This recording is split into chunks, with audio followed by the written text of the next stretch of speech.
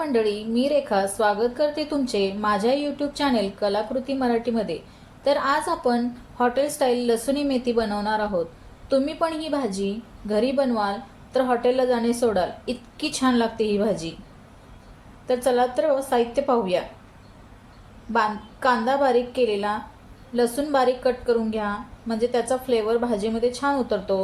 गरम मसाला, थोडी लाल तिखट, चवीपुरतं मीठ, हळद, टोमॅटो बारीक करून घेतला आहे आणि थोडीशी कसुरी मेथी, फुटाणे डाळ, भाजलेले शेंगदाणे, अर्धा चमचा जिरे, अर्धा चमचा पांढरे तीळ आणि मेथीची भाजी छान धुवून बारीक कट करून घेतली आहे।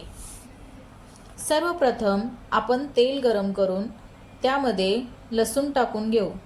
लसूण छान फ्राय होऊ द्यावे। लसूण फ्राय झाले की भाजी टाकून थोडे मीठ टाकून भाजी 5-10 मिनिटं शिजवून घ्यावी।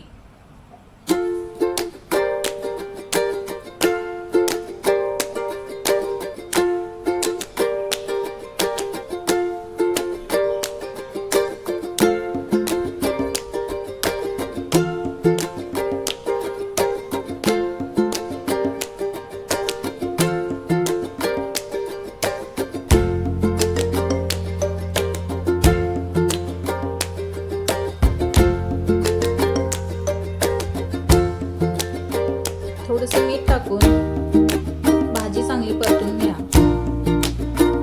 मिक्सरमध्ये भाजलेले शेंगदाणे, डाळ, जिरे, पांढरे तीळ आणि टोमॅटो छान बारीक वाटून घेणे।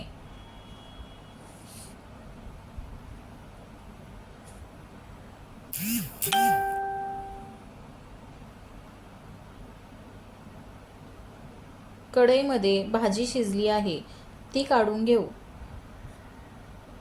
त्याच कढईमध्ये मी थोडे तेल टाकले आहे। तेल गरम झाल्यावर लसूण टाकून फ्राय करून मग कांदा फ्राय करून घेणे।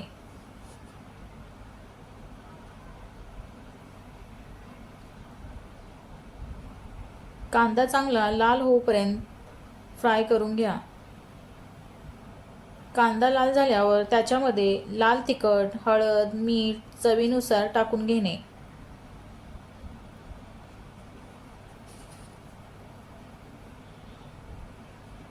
मग त्याच्यामध्ये गरम मसाला टाकून घ्या आणि चांगलं मिक्स करून घ्या। गरम मसाला टाकल्यानंतर आपण मिक्सरमधून जो मसाला वाटून घेतला होता ते वाटण टाकून त्याच्यामध्ये थोडंसं गरम पाणी घालून तेल सुटेपर्यंत हलवून घ्या।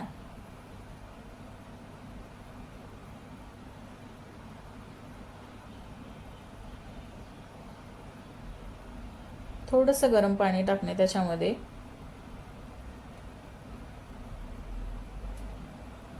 मग थोडी कसुरी मेथी घालून हे मिश्रण चांगली उकळी येऊपर्यंत शिजवून घेणे।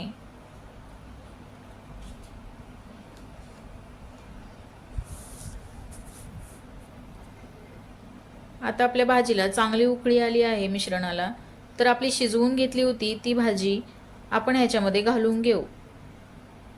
भाजी घालून घेतल्यानंतर चांगलं मिक्स करून घेऊन ही भाजी 5 ते 10 मिनिटं झाकण ठेवून चांगली शिजवून घेऊ।